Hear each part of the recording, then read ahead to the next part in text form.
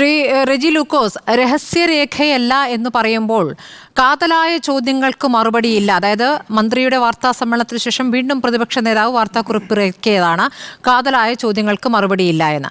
ഇപ്പോൾ cabinet not എന്നത് രഹസ്യരേഖയല്ല എന്നുള്ള കാര്യം അതൊരു വാദത്തിന് പറഞ്ഞാൽ ആ ക്യാബിനറ്റ് നോട്ടിൽ എന്താണ് പറയുന്നത്? അതുകൊണ്ടാണ് ഇങ്ങനെയൊരു ചോദ്യം, ഇത് രഹസ്യമായി തീരുമാനിച്ചതാണോ, മറ്റു വകുപ്പുകൾ അറിയാതെ തീരുമാനിച്ചതല്ലേ എന്നുള്ളതാണ് പ്രധാനപ്പെട്ട ചോദ്യം. അതിൽ തന്നെ ഇന്നിപ്പോൾ മന്ത്രി വാർത്താ സമ്മേളനത്തിൽ എടുത്തുകൊണ്ടുവന്ന ആ ക്യാബിനറ്റ് നോട്ടിൽ തന്നെ പറയുന്ന കാര്യം, മന്ത്രിസഭാ യോഗത്തിന് സമർപ്പിക്കാനുള്ള മുഖ്യമന്ത്രിയുടെ ഉത്തരവ് തീയതി 8/11/2024. ഇത് സാമ്പത്തിക ബാധ്യതയുള്ളയാണോ?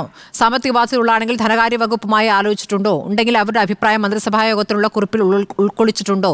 ഉത്തരം ഇല്ല. മറ്റേതെങ്കിലും വകുപ്പുമായി ആലോചിച്ചിട്ടുണ്ടോ? ഉണ്ടെങ്കിൽ അവരുടെ അഭിപ്രായം മന്ത്രിസഭാ യോഗത്തിലുള്ള കുറിപ്പിൽ ഉൾക്കൊള്ളിച്ചിട്ടുണ്ടോ? ഇല്ല. അതല്ലേ, ഒരു വകുപ്പുമായി ആലോചിച്ചിട്ടില്ല. അതിനുശേഷം മന്ത്രി പറയുന്നു 10 ഘട്ട പരിശോധന നടത്തി മന്ത്രിസഭാനുമതി എന്ന് പറഞ്ഞാൽ എല്ലാ വകുപ്പുകളുമായിട്ടുള്ള ആലോചിച്ചുള്ള തീരുമാനമാണെന്ന്. അങ്ങനെയാണോ? അങ്ങനെയാണെങ്കിൽ ആലോചിച്ചിട്ടില്ല എന്നാണല്ലോ ക്യാബിനറ്റ് നോട്ടിലുള്ളത്. അപ്പോൾ ആരാണ് കള്ളം പറയുന്നത്? അല്ല, ഇതിനകത്ത് നമ്മൾ മനസ്സിലാക്കേണ്ട വസ്തുത എന്ന് പറയുന്നത്, ബഹുമാനപ്പെട്ട കേരളത്തിൻ്റെ പ്രതിപക്ഷ നേതാവ് വി ഡി സതീശൻ പൊതുവെ കാര്യങ്ങൾ പഠിച്ച് സംസാരിക്കുന്ന ഒരാളാണെന്നുള്ളൊരു പ്രതീതിയുണ്ട്. ഒരു പരിധിവരെ ശരിയാണെന്ന് വിശ്വസിക്കുന്ന ആളാണ് ഞാൻ. രമേശ് ചെന്നിത്തല എന്ന് പറയുന്ന വ്യക്തി കഴിഞ്ഞ 5 വർഷക്കാലം പ്രതിപക്ഷ നേതാവിരുന്നപ്പം ആരൊക്കെ എഴുതി കൊടുക്കുന്ന വായിച്ച് കേരളത്തിൽ അദ്ദേഹം കൊണ്ടുവന്ന ഒരു കാര്യത്തിൽ പോലും തെളിവില്ലാതെ കണ്ട് അതെല്ലാം അന്തരീക്ഷത്തിൽ അലിഞ്ഞു പോയത്. പക്ഷേ ഇവിടെ വി ഡി സതീശന് കഴിഞ്ഞ 2-3 തവണയായിട്ട് കൊണ്ടുവരുന്ന വിവാദപരമായിട്ടുള്ള ആരോപണങ്ങളിൽ ഒറ്റ ആരോപണത്തിൽ പോലും അദ്ദേഹത്തിന് തെളിവ് കൊണ്ടുവരാൻ പറ്റിയിട്ടില്ല. എന്താണ് ഇതിനെക്കുറിച്ച് ആദ്യത്തെ അദ്ദേഹത്തിൻ്റെ ആരോപണം എന്തായിരുന്നു?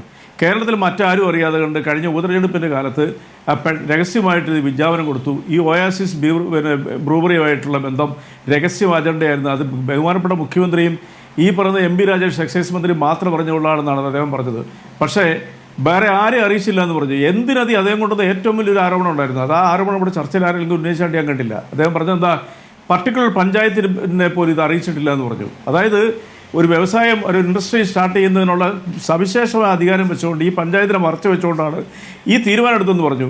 അത് ഈ കഴിഞ്ഞ ദിവസം അത് പൊളിഞ്ഞുപോയി. എങ്ങനെയാണ് പൊളിഞ്ഞു പോയത്? ആ പഞ്ചായത്തിൻ്റെ സെക്രട്ടറിക്ക് KSRTC ഔദ്യോഗികമായിട്ട് ലെറ്റർ കൊടുത്തിരിക്കുന്നു, ഇതുമായിട്ടുള്ള ചർച്ചയിൽ പങ്കെടുക്കണമെന്ന് പറഞ്ഞു. ആ ചർച്ചയിൽ അവിടുത്തെ അസിസ്റ്റന്റ് സെക്രട്ടറി പങ്കെടുക്കുകയും ചെയ്തു. പഞ്ചായത്ത് പ്രസിഡന്റ് പോലും പറഞ്ഞു ഈ വിവാദമായപ്പോൾ ഞങ്ങളെ അറിയിച്ചിട്ടില്ല എന്നാണ് അവർ ആവർത്തിച്ച് പറഞ്ഞത്. പക്ഷേ ആ പഞ്ചായത്ത് പ്രസിഡന്റ് പിന്നെ തിരുത്തേണ്ടി വന്നു. എന്താ പറഞ്ഞത്? അത് ജോയിന്റ് സെക്രട്ടറി പങ്കെടുത്തായിരിക്കും, സെക്രട്ടറി എന്നെ അറിയിച്ചില്ല എന്നുള്ളത്. പഞ്ചായത്ത് പ്രസിഡന്റ് അറിഞ്ഞിട്ടില്ല, അത് യാഥാർത്ഥ്യമാണ്. പഞ്ചായത്ത് പ്രസിഡന്റ് അറിഞ്ഞിട്ടില്ല എന്നുള്ള യാഥാർത്ഥ്യമാണല്ലോ. അതെങ്ങനെ യാഥാർത്ഥ്യമാകുന്ന? ശ്രുതിക്ക് പഞ്ചായത്തിനെ കുറിച്ച് വളരെ വ്യക്തമായിട്ട് അറിയാവുന്നതല്ലേ? പഞ്ചായത്തിൽ വരുന്ന മുഴുവൻ കാര്യങ്ങളെക്കുറിച്ചുള്ള നോട്ട് പഞ്ചായത്ത് സെക്രട്ടറി പ്രസിഡന്റിന്റെ മേശയ്ക്ക് മുമ്പിൽ വെക്കും. ഇല്ലായെങ്കിൽ അയാളെ സസ്പെൻഡ് ചെയ്യാൻ അധികാരമുള്ളൊരു സംഭവമാണ് പഞ്ചായത്ത് ബോഡി എന്ന് പറയുന്നത്. അവർ തന്നെ പറഞ്ഞല്ലോ ഈ പഞ്ചായത്തിൽ അറിയിച്ചിട്ടില്ല എന്നുള്ളവരെ പരസ്യമായിട്ട് വി ഡി സതീശൻ ആരോപണം ഉന്നയിച്ചപ്പോൾ വി ഡി സതീശൻ എങ്ങനെയാണ് ഇത് അറിഞ്ഞത്? ഈ പഞ്ചായത്ത് പ്രസിഡന്റോ പഞ്ചായത്തിന്റെ ഉദ്യോഗസ്ഥരോ കൺസേൺഡ് ആൾക്കാർ പറഞ്ഞതനുസരിച്ചല്ലേ അദ്ദേഹം ഈ ആരോപണം ഉന്നയിച്ചത്? അദ്ദേഹം പഠിക്കാതെ പറഞ്ഞത്. അപ്പോഴാണ് രേഖ പുറത്തു വന്നത്. പഞ്ചായത്ത് വരുന്ന രേഖ പഞ്ചായത്ത് പ്രസിഡന്റ് അറിയില്ല എന്ന് പറഞ്ഞത് എന്ത് മറുപടിയായി പറഞ്ഞത്? ഇനി മൂന്നാമത്തെ ആരോപണം കേൾക്കൂ. അദ്ദേഹം പറഞ്ഞത് എന്താണ്? ഇതിനകത്ത് കൈക്കൂലി കിട്ടാനുള്ള സാധ്യതയുണ്ടെന്ന് പറഞ്ഞു. അതുപോലെ തന്നെ ഈ പറയുന്ന ഒയാസിസ് ബ്രൂവറി എന്ന് പറയുന്നത് ബ്ലാക്ക് ലിസ്റ്റിൽ പെട്ടതാണ്. കേന്ദ്രവുമായിട്ടുള്ള ബന്ധത്തിലൊക്കെ അതാണ് ഇതാണെന്നൊക്കെ പറഞ്ഞു. നോക്കുമ്പോൾ എന്താണ് കേന്ദ്ര സർക്കാരിന്റെ ലിസ്റ്റ് ചെയ്തിരിക്കുന്നതിന്റെ നമ്പർ 1 മദ്യ ഉൽപാദനശാല ഈ പറയുന്ന ബ്രൂവറിയാണ്.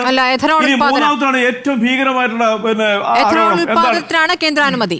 എത്രയാണ് ഉൽപാദനം? അതിന്റെ ഞാൻ പറഞ്ഞത് അതല്ല മദ്യം. എക്സാക്ട്ലി അതിൽ നമ്പർ 1 ആണ്. വെബ്സൈറ്റിൽ കയറി അറിയാം. ഇനി ഏറ്റവും വലിയ ഇതൊന്നുമല്ല, ഏറ്റവും വലിയ ആരോപണം, പച്ച ആരോപണം, ഈ നിയമസഭാ തെരഞ്ഞെടുപ്പിന് മുന്നോടിയായിട്ട് അവർ പുറത്തുവിടുന്ന ആരോപണത്തിൽ തകർന്നു പോയെന്താ? അവിടുത്തെ വാട്ടർ റിസോഴ്സ് കുറയും, അവിടുത്തെ ഭൂഗർഭ ചിലപ്പം എക്സ്പ്ലോയിറ്റ് ചെയ്യുന്നു, അവിടെ വെള്ളം കുറവുള്ള നമുക്ക് ആദ്യം ശ്രീ റെജി ലൂക്കോസ് ഈ ക്യാബിനറ്റ് നോട്ടിൽ നിന്ന് അങ്ങ് തുടങ്ങാംന്നേ.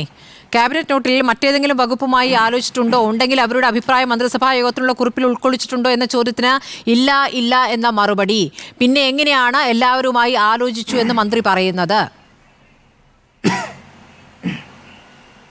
അതിന് വ്യക്തമായ മറുപടി ഉണ്ട്. ഒന്ന്, ക്യാബിനറ്റ് നോട്ട് അത് താനാണ് പുറത്തു കൊണ്ടിരിക്കുന്നത് എന്ന് രഹസ്യരേഖയാണെന്ന് പറഞ്ഞു അദ്ദേഹം പത്രസമ്മേളനത്തിലൂടെ അവതരിപ്പിച്ചു. ഇവിടെ വലിയ ബ്രേക്കിംഗ് വാർത്തയായിരുന്നു. 15-ാം തീയതിയാണ് അദ്ദേഹത്തിന്റെ വായിൽ നിന്ന് വന്ന 14-ാം തീയതി അത് വെബ്സൈറ്റിൽ കൊടുത്തിരിക്കുന്നു.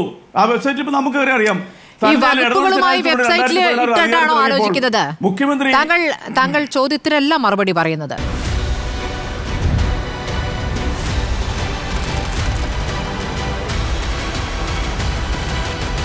ഡിബേറ്റ് വിത്ത് സ്മൃതി പരുത്തിക്കാട്.